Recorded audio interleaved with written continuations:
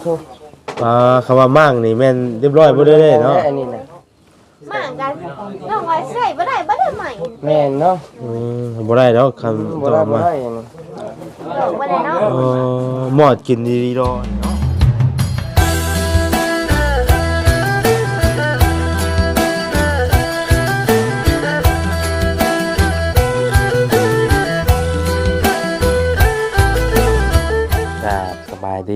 สบายดีพ่อแม่พี่น้อง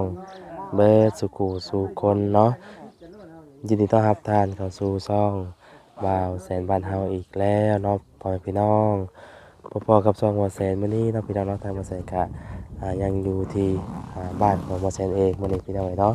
ก็มื้อนี้เนาะทางบ่าวแสนก็ได้ออกมากับทางญาติพี่น้องของบ่าวแสนเองนี่แหละพี่น้องเนาะเพิ่นนี่เป็นพี่น้องทางท่าพ่อเนาะพี่น้องเนาะเป็นลูกของอ้ายท่าพ่อนี่แหละพี่น้องเอ้ยเนาะก็ทางบ่าวแสนได้รับข่าวเนาะว่าเพิ่นครอบครัวเพิ่นนี่เพิ่นนี่ก็เป็นอีกครอบครัวหนึงพี่น้องเนาะที่ว่าขาดแคลนคือกันเนาะทางบ่าวแสนก็บ่ค่อยได้ลงมาหาเพิ่นหรอกพี่น้องเอ้ยเนาะเพิ่นก็ขาดแคลนคือกันพี่น้องเอ้ยแต่ว่าต่างคนต่างมีครอบครัวแล้วก็อยู่หากินไปมันพี่น้องเอ้ยเนาะแต่มื้อนี้เนาะก็ได้รับข่าวว่าทางครอบครัวเพิ่นนี่เจ้าของที่เนาะพี่น้องเนาะเพิ่นก็บ่ได้มีที่มีทางมีให้มีนาเป็นของตัวเองพี่น้องเอ้ยเนาะทางบ่าวแสนก็ได้รับข่าวบอกว่าให้มาเบิ่งแน่ว่าซั่นเนาะเพิ่นกำลังสิยกย้ายเรือนชานไปอยู่เรือนของบ่าวแสนเองเนาะพี่น้องเนาะผู้ที่ว่าบอกนี่ก็คือทางเงินตาพ่อของบ่าวแสนเองนั่นแหละพี่น้องเอ้ยเพราะว่าเป็นญาติพี่น้องกันเนาะเพิ่นก็เป็นหลานเนาะหลานของตาพ่อนั่นแหละพี่น้องเอ้ยเป็นพี่น้องกันแท้ๆเลยแหละนี่พี่น้องเอ้ยเนาะเพิ่นก็บ่ได้มีที่มีทางคือบ่าวแสนว่านั่นแหละพี่น้องเอ้ยเนาะมามื้อนี้ก็คือได้ยินข่าวว่าเพิ่นนี่มาอาศัยอยู่ที่ของอีกคนหนึงเนาะอยู่ในบ้านนี่แหละพี่น้องเอ้ยเนาะเพิ่นก็ทุกอย่างขัดเกิดที่กันแต่ว่าทางบ่าวแสนก็บ่ค่อยได้มาหาเพิ่นเนาะพี่น้องเนาะอีกครอบครัวเพิ่นนี่ก็มื้อนี้ก็เพิ่นว่าถูกเจ้าของที่นี่ได้ออกจากที่นั่นแหละพี่น้องเอ้ยเนาะว่าสิไปฮุบหอบเครื่องเข้าของไปอยู่เรือนของบ่าวแสนพุ่นแหละพี่น้องเอ้ยเนาะเรือนของบ่าวแสนก็ทางบ่าวแสนก็เคยไปถ่ายอัปเดตให้พี่น้องเบิ่งนำกันอยู่เนาะเรือนก็บ่ได้ไกลดอกพี่น้องเอ้ยเนาะเรือนของบ่าวแสนเพิ่นก็เข้าไปได้นี่แหละพี่น้องเอ้ยเข้าไปได้นี่ก็สิแม่นนั่นเรือนของบ่าวแสนเนาะเพิ่นก็มาอยู่มาอาศัยอยู่ไร่อยู่นาของเขาเจ้าพี่น้อง มาอาศัยอยู่ไร่อยู่นาของเขาเจ้าพี่น้องเนาะแต่ว่าเพิ่นก็อยู่มาหลายปีแล้วบัดนี้ว่าเพิ่นสิได้ย้ายออกบัดนี้พี่น้องเอ้ยเนาะเอาเดี๋ยวทางบ่าวแสนสิเข้าไปกันทักถามเพิ่นก่อนเนาะว่าเรื่องราวมันเป็นจังไดเนาะพี่น้องเอ้ยว่าเป็นหยังว่าจะถ้าเจ้าของที่เพิ่นจังไดออกพี่น้องเนาะโอเคนะพี่น้องเนาะเดี๋ยวทางบ่าวแสนสิทักถามเพิ่นก่อนพี่น้องเอ้ยว่าเรื่องราวมันเป็นจังไดเนาะเพิ่นคือว่าจังได้ออกพี่น้องเอ้ยโดยสบายดีเนาะอันนี้ก็เป็นทางงานพี่อ้ายแล้วพี่น้องเนาะทางบ่าวแสนในนามพี่อ้ายเพราะว่าเพิ่นก็มาลูกกับเมียเอาว่าซั่นเนาะลูกของลุงพี่น้องเอ้ยแล้วพี่น้องเอ้ยเดี๋ยวอันนี้บ่แม่นเฮือนของเพิ่นพี่น้องเนาะเฮือนอีกเฮือนของคนนี้เนาะเพื่อนคนนี้เพื่อนไปเนาะเดี๋ยวไปถามเพิ่นก่อนบ่แสนก็บ่สบายพี่น้องเอ้ยเนาะเป็นซึมๆเป็นคือจังคนเมาเหล้าเมาเบียร์นี่แหละพี่น้องเอ้ยเดี๋ยวนี้ก็ได้เมายาพี่น้องเอ้ยเนาะบ่ได้เมาเหล้าเมาเบียร์คือจังเมายาอยู่ตอนนี้พี่น้องได้กินยาหลายก็เพิ่นสิบ่เมาเนาะสบายดีเนาะเนาะมาพี่เด้อเนาะเดี๋ยวถามไทยเพิ่นก่อนพี่น้องเอ้ยเอาไปยักว่าดีสบายดีตัวหนึ่งเนาะโดยเอานี่แหละพี่น้องเอ้ยเอาก็สิได้มาถามเบิ่งเนาะเรื่องราวเพิ่นเนาะพี่น้องเอ้ยสิตายเนาะสิตายพี่น้องเอ้ยเนาะอายุ10 ปีเนาะอายุ14 ปีขออนุญาตได้ละใช้ไมค์ก่อนนะ4เนาะอันนี้เป็นทางเงินลูกสาวเนาะสาวเพิ่นพี่น้องทางลูกสาวพี่น้องเอ้ยลูกสาวกกบ่โดยกกเนาะสาวกกเพิ่นซื้อใต้พี่น้องเอ้ยเนาะนี่เป็นลูกสาวหล่าเพิ่นบ่ลูกสาวหลายยังแบบยังหายกล้องอยู่เลยพี่น้องเนาะสลากันหนาวมั้งสบาย อันนี้ก็เป็นในอันนามเอื้อยเนาะ โดย บ่ใช่ในเอิ้นเอื้อยพี่น้องเอ้ยเนาะ พี่น้อง เอื้อย แม่เป็นเอื้อยเป็นอ่า แต่ว่าดำดีเอิ้นพ่อเฒ่าแม่เฒ่าพ่อแม่พี่น้องเนาะ เนาะเป็นพี่น้องกันนี่แหละพี่น้องเอ้ยเนาะ โดย ก็มื้อนี้ก็ได้รับข่าวว่าทางนั้นเจ้าของที่เพิ่นได้ออกบ่เป็นจังได๋เรื่องราวมันเป็นจังไดเนาะ ก็เพิ่นก็ เพิ่นก็ให้อยู่ให้ อายุ ไปอยู่ แต่ว่ามัน เองนี่แหล้ว อ๋อ อ บ่ ยู่3 ปี 4 ปีนี่แหละ ปีนี่ พออยู่น้ำเพิ่น ขออยู่เพิ่น เดือนนี่ก็ได้ อ๋อ นึกว่าเจ้าชื่อเจ้าหยังบ่แม่นเนาะ บ่ โอ้ อยู่มาแต่โดนแล้วบ่นี่น่ะ3ปีแล้ว3-4ปีแล้ว โดย อ๋อ 4 ปี ทางว่าใช่เลยก็เป็นพี่น้องกันอยู่พี่น้องเนาะแต่ว่าบ่ได้ฮู้ว่าครอบครัวเพิ่นเป็นแบบใดอะนั่นเนาะบ่ได้ฮู้พี่น้องว่าเป็นแบบใดชีวิตครอบครัวเพิ่นเนาะเพราะว่าต่างเฮาก็ต่างคนต่างมีหน้าที่เพชรเรียกไผวันเนาะวันนี้ว่าได้รับข่าวทาง เงิ เงิ น น ตัวเองก็บ่ยังบ่มีเงินมีคำ อืม ให้หน้าตะกร้าก็บ่ได้มีบ่ ให้หน้าก็บ่มี บ่มี บ่มีเนาะ บ่มี โอ้ หน้าก็บ่มีเฮ็ดหน้าเพิ่นหน้าก็ นึกว่าเจ้าที่ว่าจะมีให้มีหน้าอะไร โอ้ เนาะบ่มี มีหน้า เนาะ ขอเฮ็ดหน้าเพิ่นขอเฮ็ดหน้าเพิ่นก็ได้3ปีนี่ เฮ็ดหน้าไผเนาะเฮ็ดหน้าผู้ที่ว่าเขา เฮ็ด อ ห ยู่ น้า ที่นี่บ่ บ่เรียน อ๋อบ่เรียน อ๋อ เฮ็ดหน้าบ่เรียน โดยในมือกล้องพี่เนาะต้องก้ เจ้าม หน้า ก็หาเงินขอ เพิ่น เฮ็ดหน้า ยัง เพิ่น อายอยู่พี่น้องเนาะทาง ปีหนึง น้อง ก็ เพิ่ ได้ น 4-50บัดนี้ค่าให้ค่าหน้าเพิ่นคือว่าหั่นแหละ หาหน้าเพิ่นก็ทราบปลายชอบ เอ่อ ข้าวน้ำซ้ำป้าก็บ่อยากเอากินคือว่าหั่นแหละเพื่อให้ค่าหน้าเพิ่น เนี่ย คือปัจจุบันนี้เจ้าไปเฮ็ดเวียกเฮ็ดงานหยังเนาะทุกมื้อ ผู้มื้อนี่ก็ไปหารับจ้างหั่นแหละพอได้ซื้อพริกเป็นนัว อ๋อพอได้แบบมาจุนเจือในครอบครัวนะเนาะ โดย ลูก เสี เต้าย ค่าบ้านค่าเมืองหั่นแหละ พี่น้องเลยว่าก็เคยเห็นเพิ่นไปเฮ็ดเวียกทุกมื้อแล้วเพิ่นว่าไงเนาะก็บ่ได้ถามไทยทั้งเพิ่นว่าโอ้เพิ่นเป็น นี่ จังได อยู่ไป เนาะ สิแล้วบ่มีน่ะ คือบ่แซ่นเว้าอะไรพี่น้องเนาะเป็นพี่น้องกันแท้ๆอยู่แต่ว่าบ่ได้ฮู้เรื่องราวของกันนะเพราะว่าเฮาต่างคนต่างอยู่เนาะไผมันน่ะนะบ่ได้ฮู้ว่าทางเอ้ยเพิ่นเป็นแบบนี้นะ ทางเพิ่นครับพี่น้อง แต่ก่อนหลักๆอีหลีอะคือเป็นได้ครอบครัวของเอ้ย อืม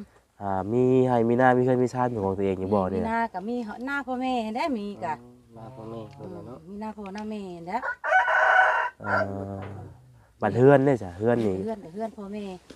อ๋อแต่ก่อนน่ะอยู่นำพ่อนำแม่ นี่ได้เฮือนตัวเอง บัดนี้เฮาออกมาแหละ ออกมา ออ แห ก ละ มา ก็อาศัยอยู่นี่ นี่ได้อยู่ เอ่อไปได้3ปีเนาะ 4ปีนี่แหละ 4 ปีได้ออกมาอยู่น้ำเพิ่น ว่าสิ อยู่น้ำเพิ่น มาสร้างชา มาสั่ง ไปบัดนี้ยังบ่ทันบัดนี้เนาะยังอาศัยอยู่ที่เพิ่นอยู่พี่น้องเอ้ย อยู่ที่เพิ่นนี่แหละ อ๋อ พออยู่น้ำเพิ่นให้อยู่4ปีนี่ อืม ให้หน้าตากะก็บ่มีแล้ว บัดนี้น่ะคือสิ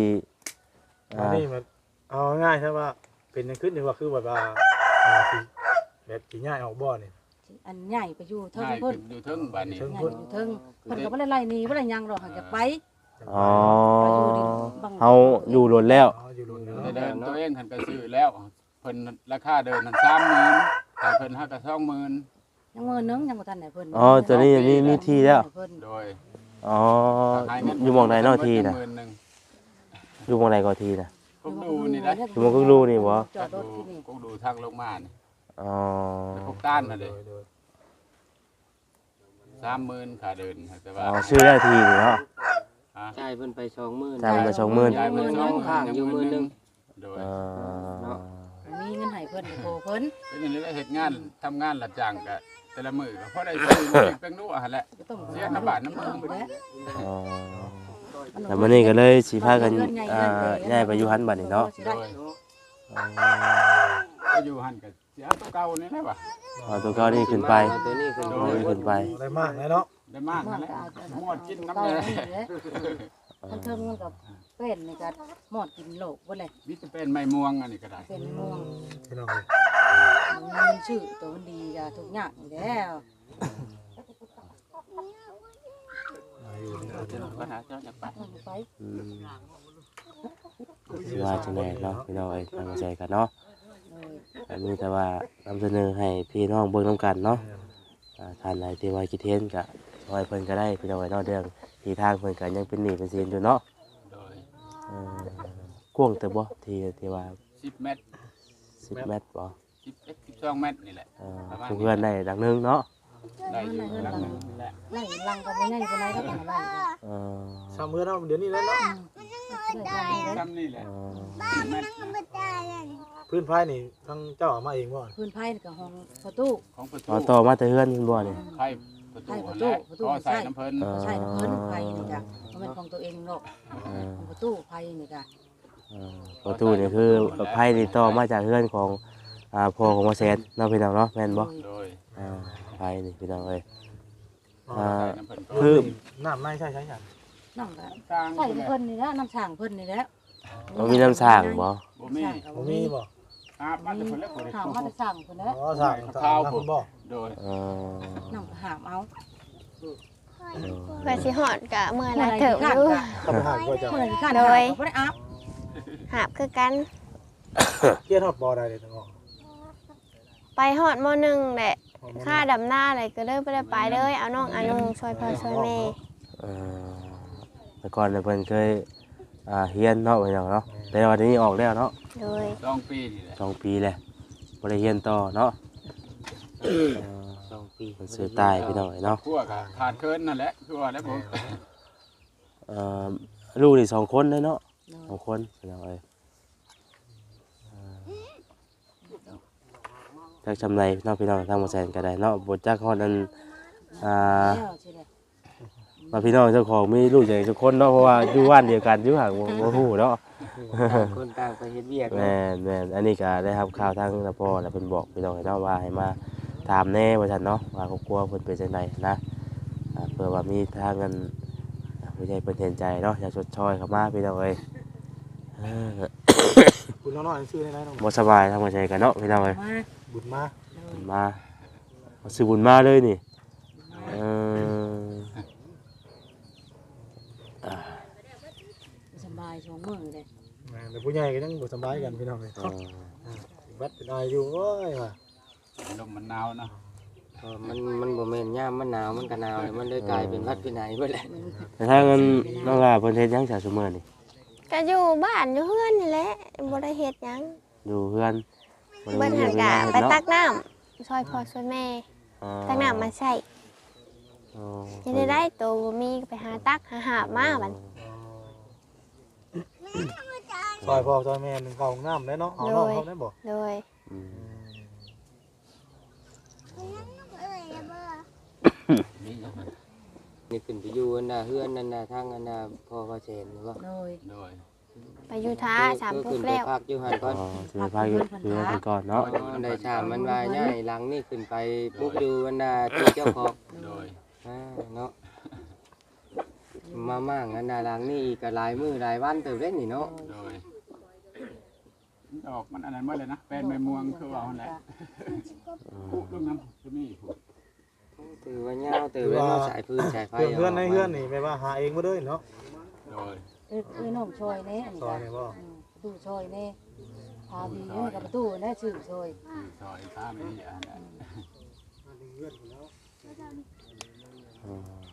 คนละแผ่น2แผ่นมาตื่มกัน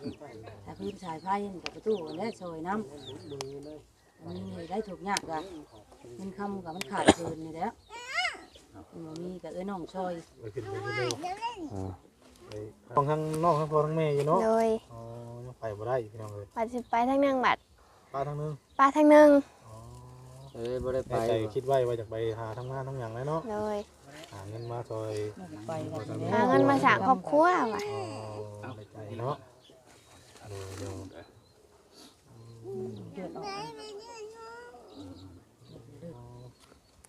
เรียนอยู่พุ่นเนาะ โดย เอาก็โอเคเนาะสิประมาณนี้พ่อแม่พี่น้องเลยแต่พ่อแม่พี่น้องเบิ่งทั้งเพิ่นชานบ้านช่องเพิ่นเบิ่งเนาะเพิ่นสิมางหลังนี่ขึ้นไปเทิงพ่อแม่พี่น้องเลยเนาะสบายดีเด้อเนาะสบาย สบาย ดี ดี ไปพักน้ำเพิ่น พักเพื่อนพอตู้มันพอเซนแล้ว พ่อว่าแสนเพิ่นนี่เนาะ โดย มันจะไปหาคนไปเลย ใกล้อยู่ ใกล้กันแล้ว ทางหน่อยหนึ่ง คนผักทาง พบแต่บ้านนี่บ่คือหาเริ่ม สิ มื้อ บุก นี้ มื้ บ่ อนี้แหละ พวกนี้แล้ว มื้อนี้เนาะ เริ่มมื้อนี้เลย เริ่มบุกมื้อนี้ พวกนี้แล้ว เออ เพราะว่าโคเพิ่นว่านนี่เด้แล้วก็เป็นนี่ โดยหลังจากที่ว่ามาขอเพิ่นอยู่นี่3ปี4ปีเนาะพี่น้องเนาะ โดย4 ปีนี่ เดี๋ยว เพื่อนเก่าง่ายกว่าเพื่อนเก่าอยู่แล้ว แต่ยังบ่มีเนาะพี่น้องแต่ว่า ถือว่าทั้ง ก็บ่อยากได้คงไม่เรื่องชาติกับ ชีวิต มันบ่มีเงินมีทำเฮ็ดแล้ว อยากให้ครอบครัวมีอยู่มีกินมีใช้นะพี่น้องเนาะ อ่าคุยกันว่าแต่โดนถามเพิ่นซื้อมันว่าผมเคยกิน ยังอยู่เลยซื้อได้ก็เจ้า สิซิม ซื้อซิมเนาะ ซิมเนาะ ได้ค่ะ สื่อยาว ซื้อยาวอายุจะปีนะ 42 42เจ้าได้ค่ะ 38 38เนาะลูกชายเพิ่นนี่อายุ14 ปี 14ปีพี่น้องเลยมีผู้หลายเลยพี่น้องมีแต่ลูกสาวเลยเพิ่นเนาะ คนนี้4 ปี2 เดือน 4 ปี2 เดือน โดย ลูกสาวเพิ่นนึงเป็นตาฮักเลยเนาะยังทันเข้าโรงเรียนบ่ ยัง ยังบ่ได้เข้าเนาะ ไม่ได้เข้า โดยไว้จากพี่น้องเลยแล้วถาเบิ่งถาส้มว่าเพิ่นยินข่าวว่าเพิ่นสิฮุบเครื่องหรือว่าง่ายเฮือนง่ายหยังขึ้นไปอยู่เดินของเจ้าเองเนาะ มื้อนี้เนี่ยบ่นั่นแล้วมื้อนี้เนาะ คือสิ บ่ได้เครื่องกันว่าใช้ซอยได้เนาะ เครื่อง ว่า พี่น้อง ยังขึ้นมา พวกมันแล้วขึ้นไปไหวก่อน อื่นสิมา ว่าแล้วก็เฮ็ดต่ออีกเนาะ น้ำเฮ็ดใหม่อีก โดย เซ่บ่ได้พี่น้องเนาะมันเซ่เฉาบ่ได้ว่าได้นี่เนาะ เอาตัวเก่านี่แหละ เซ่ไปคนละทางเลย เซ่ไปเลย เป็นทั้งญาติพี่น้องทั้งว่าแซนเลยพี่น้องเลยเนาะถือว่าพี่น้องบ้านเดียวกันนี่แหละพี่น้องเลยเนาะ เนาะพี่น้องทางบ่แซ่ได้ก็บัดมาพอเหตุการณ์กับตัวเองก็บ่ออกคือกันพี่น้องเนาะ เนาะ แม่ถามคือกันจักคิดว่าจังได๋เนาะพี่น้องเนาะนี่แต่ว่าเดี๋ยวถ้าเบิ่งกันชมกันเนาะพี่น้องเนาะตอนเพิ่นยับย้ายขึ้นไปเนาะเดี๋ยวสิถ่ายไปพาพี่น้องไปเบิ่งเดินอีกพี่น้องเอ้ยที่ว่าเพิ่นยังเป็นนี่เป็นศีลอยู่เนาะมื้อนึงบ่ยังมื้อนึงเนาะ น้ำขาเลินน้ำมือ มาเดินบ่ โดย จ่ายไปแล้วเนาะ จ่ายไป รวมๆแล้วมื้อเลินนั่น 30,000 30,000 จ่ายเพิ่นละ20,000 10,000 หาไปให้เพิ่นเทื่อละ4,000 5,000นี่แหละ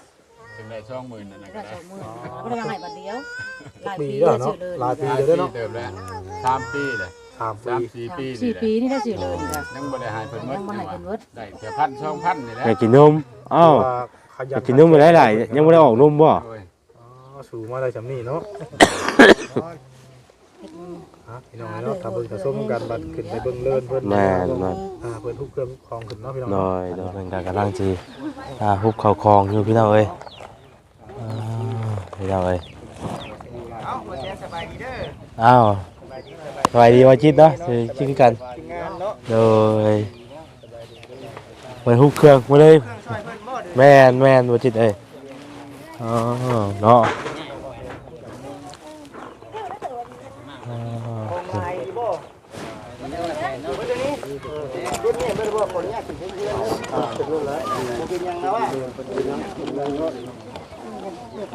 คิดเมียนตั้งแต่เมื่อคืนนี่บ่ พอแล้ว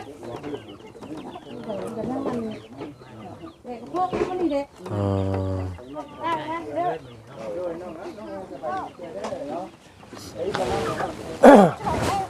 ใส่เบิ่งก่อนพี่น้องเอ้ยเนาะญาติเด้อเนาะคือว่าปวกกินเบิดแล้วใส่ปวกกินอยู่ใส่ตัวแม่นดีๆเนาะพี่น้องเอ้ยหนึ่งข้าวหนึ่งน้ำอยู่เทิงพี่เนาะโอ้ก็เป็นว่าผู้มีน้ำหนักได้นี่ฮักได้นี่เนาะวางเด้อเจ้า ขาเน่าขาเล่เนาะแบบนี้แหละอีกอย่าง ไม่ยังคืนว่ามาไม่สบายดีเนาะเลย กันในเบิ่งเพื่อนของพี่พี่น้องเนาะคนเป็นง่ายวันนี้เลยเนาะ สิฮักสิเพบ่ได้พี่น้องเนาะโอ้ย เสียระวังนี่ว่าเสียเนาะก็ตึมนี่ว่าปองนี่บ่อันนี้เล่นเนาะทั้งเลยเรื่องตู้เย็นมันเนาะ ตัวบ่จิตบุกเข้ามาได้ที่เลยบ่ บ้านเดียวกันชื่อพี่น้องเอ้ยคือหนึ่งมากอ่ะคือความในใจเนาะของแต่ละคนมันก็กระหู้เนาะ โอ้ย ถูกใจ เห็นเลยก็ คนใหญ่เบิดบ่อ๋อนี่คือเป็นนันดาหม่องอยู่บ่นี่มันนี่น้องคนให้ทั้งบ่แสนเพิ่นเบิ่งแน่อ๋อเนาะ โอ้ ก็แล้ว หลอกบ่แล้ว นี่ระวังนี่ว่าเช่นนี่อ๋อทุก คำว่ามั่งนี่แม่นเรียบร้อยบ่ได้เลยเนาะ อันนี้น่ะ มากันน้องไว้ใส่บ่ได้ใหม่ แม่นเนาะ บ่ได้แล้วคำต่อมา บ่ได้เนาะ หมอดกินดีๆรอนี่เนาะ น้ำมันนั่นกระโดด นะบอกอัน เรียบร้อยเนาะนี่เนาะหลอกว่าเด็กน้องได้มาดำจ้ะ ย่างกะย่องไปแล้ว บ่ บาดย่างไปหาปลาดิงกะย่างไว้มันหลายย่างแห้งนั่นย่างกะ เพราะว่าอาจารย์ปูสิบ่เห็นพื้นป้องเนาะ บ่เห็นป้องนี่ลงทั้งยืนได้นี่ ไปนั่นอันนี้มันแล้วย่างกะเหยียบไม่ได้มันเลยปุ๊บเลย เนาะ อันนี้ก็จะเป็น เปิดข้างในเลยมีแต่ป้องให้ ผมมีตู้ใส่ด้วยนะเนาะมีที่นี่ด้วยเนาะ ใช่แค่เนาะ ไม่ตัวใส่ทางกัน มีตู้ใช้ หมอนแน่เนาะหมอนอันนี้นี่ หม้อมแบบพุ่นเกี่ยวกับที่ดินแล้วพี่น้อง น้องเนาะ ป้าหมิ่นมือหนึ่งสองมือกันเห็นแล้วขาวคุณว่านี่ คุณม่อนเนาะ ใครอยู่แล้วว่ามาชักอยู่เนาะ อืม มันชากาไปหาหาบน้ำมากจะเมื่อยแผลจังได้สั่ง น้ำก็บ่ได้ใช้บ่เนาะบ่ได้มีน้ำอยู่นี่เด้ โดยตรงนี้น้ำว่ากันชีทางค่ะว่าไม่เดินตัวเองว่า ทางบ่ได้เนาะมวนเดินมวนที่เฮา ไปอยู่เดินเองได้หน่อยกะมีน้ำกับยามันว่ะหน่อยก็เดินตัวเอง เดี๋ยวว่า ได้ก็เลิศมูใช่ไหม และถ้าว่าบุญวาสนามีเนาะเจ้าอยู่ของเจ้าของมาแหละมันแน่นอนเนาะ ระวังกระดาษเด้อ ป้องเด้อจักอยู่ อ่าเนาะวันนี้เนาะเดี๋ยวเบิ่งก่อนพี่น้องเพิ่นกำลังสิคนเรื่องของออกไปเนาะพี่น้องเนาะขึ้นไปเบิ่งข้างเรือนคือนี่โอ้เนาะแนวเบิ่งข้างนอกสิคืออยู่พี่น้องเนาะแต่ว่าเข้าไปในนี่ป้าโตนักเติบเนาะตอนสิฮักสิผูกบ่ได้พี่น้องเอ้ยเพิ่นได้เกือบเริ่มปอกพุ่นแหละพี่น้องเนาะเป็นชาติเพิ่นก็ได้เชอีกพี่น้องเนาะตอนสิฮักสิเพบ่ได้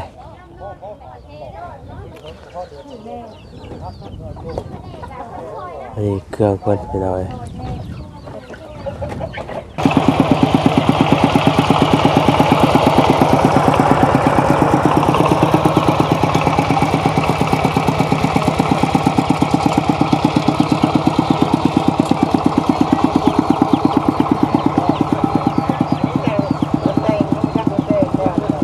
พี่น้องตอนนี้เพิ่นกำลัง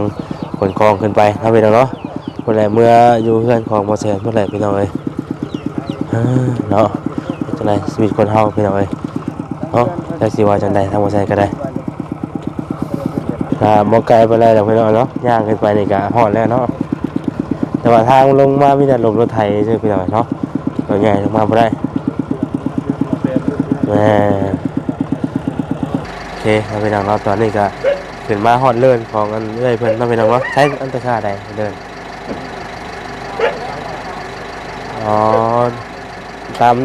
ต้นตาลนี่เลยแม่รักตัวนี้เนาะอ๋อโดยรักอันนี้เฮาแนมเห็นนี่บ่ตัวใหญ่นี่กับตัวนี้บ่ตัวนี้กับแม่นแสดงมันก็บ่มันบ่ได้ปานใดเนาะพี่น้องเนาะมันเป็นสามเหลี่ยมเนาะเป็นสามเหลี่ยมพี่น้องเอ้ยไปทางตรงตานี่ลงไปหารักตัวนั้นเนาะ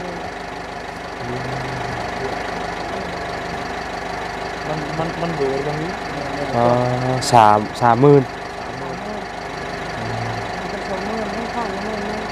รักเติบรู้เนาะพี่น้องเนาะดินก็บ่ได้หลายปานใดเนาะปกติมันก็คือแถววันอื่นที่เขาเคยซื้อซ้ำนี่นี่มัน4,000หรือว่า10,000เนาะ10,000ซ้ำนี่นะ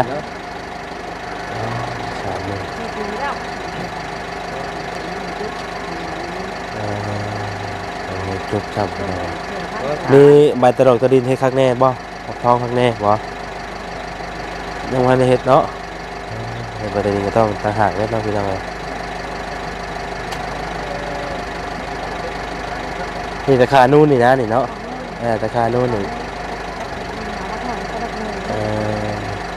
ถ้าเติบอยู่พี่น้องเอ้ยเนาะไปเถอะเนาะไปเนาะไปเมืองไปได้เนาะเฮาก็ได้ฮู้ได้เห็นแล้วพี่น้องเฮาเดินเพิ่นก็บ่ได้พวกบ่ได้นะพี่น้องเนาะให้เฮือนหลังนึงได้อยู่แต่ว่าก็คันว่าเฮาแต่แคบอยู่แม่โอเคพี่น้องเนาะตัวเนาะพอกับทางอันเจ้าน้องพี่น้องเจ้าของเองก็เว้าบ่ออกพี่บ่แซงก็แม่นมันต่ำนะแบบว่าอธิบายบ่ถึงเนาะแต่ก่อนเฮาก็เคยไปเห็นแต่สัมภาษณ์ครอบครัวทางอื่นเนาะ วันนี้มาสัมภาษณ์ครอบครัวญาติพี่น้องเจ้าของเลย เตรียมคิดได้อยู่ละเอียดอยู่ แม่ เอาพี่น้องเนาะไปเดี๋ยวสิเอานี่แหละพี่น้องว่าใส่กันบ่มีหยังเนาะให้เพิ่นเนาะนี่พี่น้องเอ้ยปลากระป๋องว่าเตียงทองนี่แหละพี่น้องเอ้ยไปให้เพิ่นเนาะไปบ่จิตเด้ จิไปนำมาบ่สิถ่ายเฮือนเด้อ เอาไปถ่ายเพื่อนเราไปนับปะพี่น้องเลยนี่ก็เป็นเพื่อนของวาแชนเองพี่น้องเลยเนาะเพื่อนเพื่อนของสปอร์ตท่านแม่อะไรเนาะคือ ว่าแต่ก่อนเขาเฮียนกันมันอยู่นี่เด้อพี่น้องเอ้ย แม่นว่านี่แหละพี่น้องเลยเนาะเพื่อนนี่ก็บ่มีคนอยู่หรอกเนาะบ่มีคนอยู่พี่น้องเลยเนาะ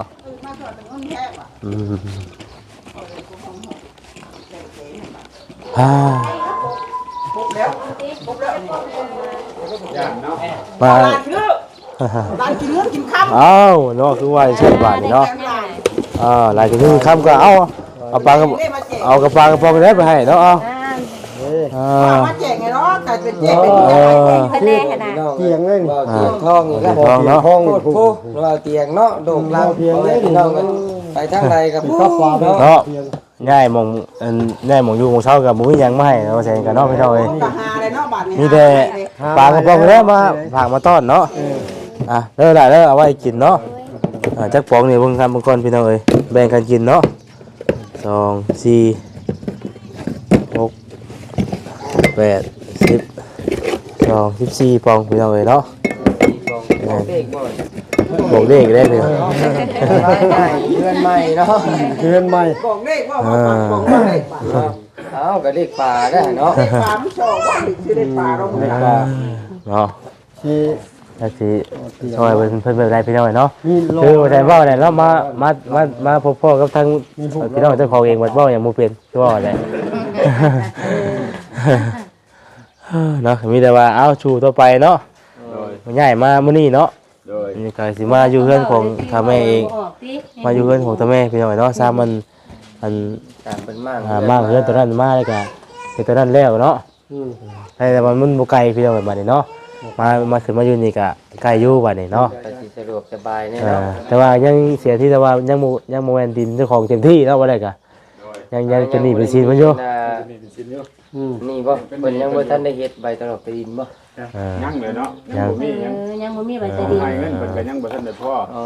ทำให้พ่อเพิ่นก็ใบดินให้มีเงินพ่อยังบ่ได้ใบดินได้ ถ้าแม่นญาติเฮาได้